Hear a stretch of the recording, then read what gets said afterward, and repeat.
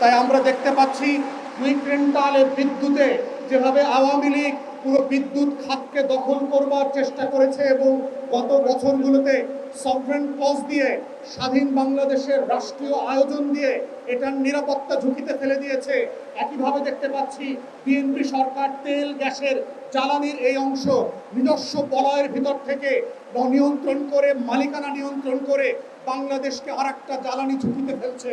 তাই আমরা বোধ করছি মাননীয় বিরোধী দলের নেতৃত্বে সংসদে এবং সংসদের বাইরে এগুলো নিয়ে ন্যাশনাল সিকিউরিটির জায়গা থেকে, জাতীয় নিরাপত্তার জায়গা থেকে এই আলোচনাগুলো হওয়া দরকার।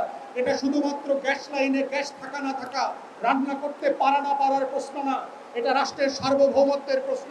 আসেন সবাই মিলে সে আলাপ তুলি এবং বাংলাদেশের জ্বালানি নিরাপত্তাকে রক্ষা করি। জ্বালানি সংকট যেটা চলছে, এটা গত 3 দশক, 3.5 দশক ধরে যারা বাংলাদেশ রাষ্ট্র পরিচালনা করেছেন তাদের কালেকটিভ ফেলিয়ার এখানে আছে। আজকের এই আবহাওয়া এবং সময়ের সংকটের কারণে আমরা খুব গভীরভাবে যেতে পারবো না, বাট একটা দুইটা ক্লু আজকের দেশবাসী এবং গণমাধ্যমের মাধ্যমে আমরা জানাতে চাই যে ইতিমধ্যে আমরা মাননীয় জ্বালানি মন্ত্রীকে দেখলাম, তিনি বিদ্যুৎ যারা সাপ্লাই করেন, গ্যাস সাপ্লাই করেন, পার্টিকুলারলি 6টা কোম্পানি, এই 6টা কোম্পানিকে বেসরকারি খাতে দিয়ে দেওয়ার জন্য আলোচনা করছেন। ইতিমধ্যে আমরা দেখতে পাচ্ছি যে মার্কেটকে এলএনজি নির্ভর করে দেবার, আমদানি নির্ভর করবার এবং এলএনজি ব্যবসায়ীদের নির্ভর করে দেবার একটা আয়োজন চলতে পারছে।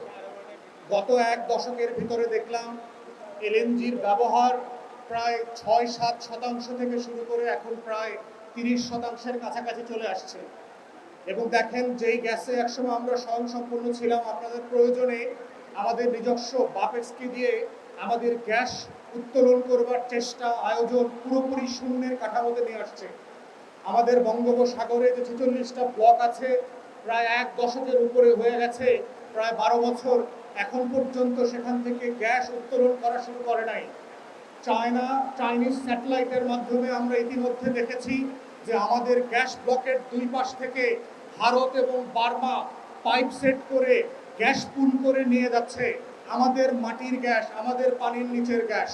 এবং পরিকল্পিতভাবে আমাদের জ্বালানি খাতকে বেসরকারি খাতে দিয়ে দেওয়া এবং আমদানি নির্ভর করে দেওয়া হচ্ছে বাংলাদেশের স্বাধীনতা, সার্বভৌমত্ব এবং জাতীয় নিরাপত্তার জন্য মারাত্মক হুমকি। এবং আজকেই মাত্র গতকালকে দেখলাম মাননীয় প্রধানমন্ত্রী বলছেন বার্মা থেকে নাকি এলএনজি আমদানি করবার চিন্তা করছেন। এটা কি আপনারা বুঝে শুনে এই কথাগুলো বলছেন? যেই বার্মার সাথে আজকে আমাদের প্রায় 17 লক্ষ রোহিঙ্গা রিফিউজি এক্সচেঞ্জ এবং রিপাট্রিয়েশন আলোচনা এখনো সমাপ্ত হয় নাই, যেই বার্মির সীমান্তে আজকে বাংলাদেশের সভরেন্টি প্রত্যেক দিন আহত হচ্ছে, যেই বার্মা আমার আকাশ সীমানা লঙ্ঘন করেছে, বছরের পর বছর ধরে কিন্তু ক্ষমা চায় নাই, যেই বার্মির সীমান্তে আজকে আরাকান অঞ্চল আরাকান আর্মির কাছে চলে গেছে, সেখান থেকে আপনি কিভাবে পাইপলাইন আনবেন তার কোনো বাস্তব রূপান্তর না থাকার পরেও আপনি এই ধরনের কথা বলছেন। তাই আমরা দেখতে পাচ্ছি 2 কুইন্টালের বিদ্যুতে যেভাবে আওয়ামী লীগ পুরো বিদ্যুৎ খাতকে দখল করবার চেষ্টা করেছে এবং গত বছরগুলোতে সভরেন ক্লজ দিয়ে স্বাধীন বাংলাদেশের রাষ্ট্রীয় আয়োজন দিয়ে এটার নিরাপত্তা ঝুঁকিতে ফেলে দিয়েছে। একইভাবে দেখতে পাচ্ছি বিএনপি সরকার তেল গ্যাসের জ্বালানির এই অংশ নিজস্ব বলয়ের ভিতর থেকে নিয়ন্ত্রণ করে, মালিকানা নিয়ন্ত্রণ করে বাংলাদেশকে আরেকটা জ্বালানি ঝুঁকিতে ফেলছে। তাই আমরা বোধ করছি মাননীয় বিরোধী দলের নেতৃত্বে সংসদে এবং সংসদের বাইরে এগুলো নিয়ে ন্যাশনাল সিকিউরিটির জায়গা থেকে, জাতীয় নিরাপত্তার জায়গা থেকে এই আলোচনাগুলো হওয়া দরকার। এটা শুধুমাত্র গ্যাস লাইনে গ্যাস থাকা না থাকা, রান্না করতে পারা না পারার প্রশ্ন না, এটা রাষ্ট্রের সার্বভৌমত্বের প্রশ্ন। আসেন সবাই মিলে সে আলাপ তুলি এবং বাংলাদেশের জ্বালানি নিরাপত্তাকে রক্ষা করি।